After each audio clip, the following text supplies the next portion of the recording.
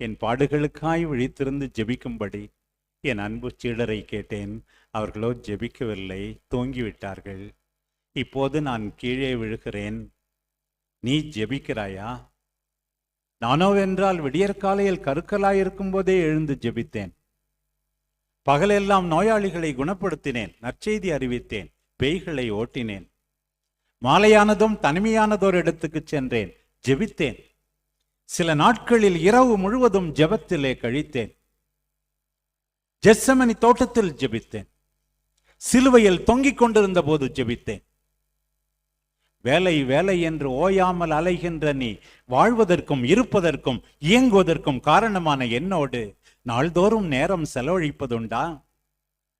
ஆறுதல் அளிக்கின்ற, உன் வாழ்க்கைக்கு அர்த்தத்தை கொடுக்கின்ற வல்லமையுள்ள என் வார்த்தைகளை நாள்தோறும் நீ வாசிப்பதுண்டா? திரைப்படங்களுக்கு